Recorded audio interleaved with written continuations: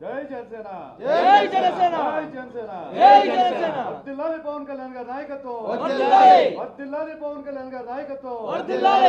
నేను ఇక్కడ ఒక కొరియోగ్రాఫర్గా రాలేదు, ఒక ఏదో జానీ మాస్టర్గా రాలేదు, జనసేనగా ఏమంటారు మన ఒక కార్యకర్తగా, తర్వాత ఒక సైనికుడిలాగా వచ్చాను ఇక్కడికి. స్పెషల్గా ఇక్కడే ఎందుకు పెట్టడం అంటే నేను పుట్టి పెరిగింది ఇక్కడే, సో నెల్లూరులోనే కాబట్టి నేను పుట్టిన గెడ్డ. సో ఇక్కడి నుంచే నేను తిన్నాను, తిరిగాను, ఈ గల్లీలు తెలుసు, సో ఇక్కడ ప్రాబ్లమ్స్ తెలుసు, ఇక్కడ ఏమైతే సమస్యలు ఉన్నాయన్నీ గ్రౌండ్ లెవెల్లో నేను కిషోర్ గారితో వెళ్ళి అన్నీ తెలుసుకున్నాను నేను. అలాగే ఇక్కడ మన కార్యకర్తలతో అందరూ అడిగి ఇప్పుడు ఎలా ఉన్నాయని చెప్పి ఒక చిన్న ప్లేసెస్ కూడా వెళ్ళటం జరిగింది. సో ఇవన్నీ తెలుసుకుని వచ్చాను, దాని గురించి మెయిన్ మాట్లాడడానికి వచ్చింది. అండ్ అలాగే ఫస్ట్ నేను జనసేనలో చేరడానికి మెయిన్ కారణం కళ్యాణ్ గారి ఆశయాలు, సామాజిక న్యాయం అనేది ఆయనకి ఇప్పటి నుంచి కాదు ఎప్పటి నుంచో ఉంది. సో దాని గురించి నేను ఆ ఆశయాల్ని, ఆయన చెప్పిన మాటల్ని, ఆయన వెనకాలండి ఆయనకి తోడ్పడుతూ ఆ ఆశయాల్ని గెలిపించడానికి నేను ఒక భాగమవుదా అని చెప్పి ఈ జనసేన పార్టీలో నేను చేరడం జరిగింది. సో అలాగే ఫస్ట్ ఆఫ్ ఆల్ నేను మీడియా మిత్రులందరికీ, పత్రికా మిత్రులందరికీ థ్యాంక్ యూ సో మచ్. మేము చేసే ప్రతి ఒక్కటి జనం దగ్గర తీసుకుని వెళ్తారు. అది మంచి అయితే మంచి చూపిస్తారు, చెడు అయితే చెడు చూపిస్తారు. ఫస్ట్ కార్యక్రమం ఇక్కడి నుంచి స్టార్ట్ చేద్దామని చెప్పి నేను నెల్లూరు నుంచి స్టార్ట్ చేస్తున్నాను. అదేంటంటే డైరెక్ట్ పాయింట్కి వచ్చేద్దాం. దేనికి వచ్చాము, దేనికి రాలేదు, ఇవన్నీ పక్కన పెట్టి జస్ట్ పాయింట్, ఇక్కడున్న సమస్యల్ని పోరాడడానికి వచ్చాను. ఫస్ట్ నేను తీసుకుంటున్నది టిట్కో హౌస్లు ఉన్నాయి కదా, వెంకటేశ్వరంలో కట్టున్నారు కదా, సో ఇల్లులు.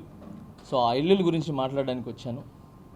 రాష్ట్రం మొత్తంలో 40 లక్షల ఇల్లులేమో శాంక్షన్ అయినాయి దాదాపు నాకు తెలిసి. మన నెల్లూరులో 4,000 ఇల్లులేమో కట్టినట్టున్నారు. అది 4.5 సంవత్సరం అయింది. అది లాస్ట్ ప్రభుత్వంలో, చంద్రబాబు నాయుడు గారు ప్రభుత్వంలో అది శాంక్షన్ అయినాయి. అయినా కూడా ఇప్పుడు 4.5 సంవత్సరం, దాదాపు 5 సంవత్సరాలు అవుతుంది. ఒక 2-3 నెలలు ఎలక్షన్స్ 5 సంవత్సరాలు వస్తుంది. సో ఈ 5 సంవత్సరాల్లో ఆ ఇల్లులు ఎందుకు ఇవ్వలేదు? అలానే ఏదో తూత్ మాలిష్గా ఒక శాంక్షన్ అయిన ఒక 200 మందికో ఎంతమందికి ఒక 20% ఏదో ఇచ్చాం కదా అని చెప్పి తాళాలు వాళ్ళ చేతులు పెట్టారు. మిగతా దానికి అర్హులైన ప్రతి మెంబర్స్కి ఇల్లులు ఇవ్వకపోవడంతో ఫోన్ చేసి ఈఎంఐ కట్టారా, ఎప్పుడు కడతారు అని చెప్పి జరగటం జరిగింది. అడుగుతున్నారు. ఈ 4.5 సంవత్సరం రెంట్ కట్టాలన్నా, పని దొరకాలన్నా, రెంట్ కట్టాలన్నా చాలా చాలా ఇబ్బంది. నాకు తెలిసి భూమి మీద బతికే ప్రతి ఒక్కడికి ఒకటే ఒక కళ ఉంటుంది, సొంత ఇల్లు, ఒక ఇంట్లో చేరటం అనేది. సో అలాంటి ఇల్లు కళని చూపించి శాంక్షన్ అయినా కూడా ఈరోజు వరకు ఇవ్వకపోవటం అనేది చాలా చాలా బాధాకరమైన విషయం. సో ఆ విషయానికి చెప్తున్నాను.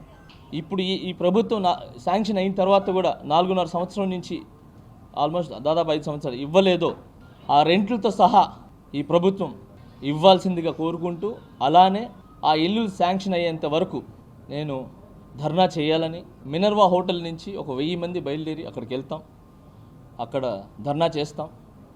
ఖచ్చితంగా దీన్ని వదిలే సమస్య లేదు.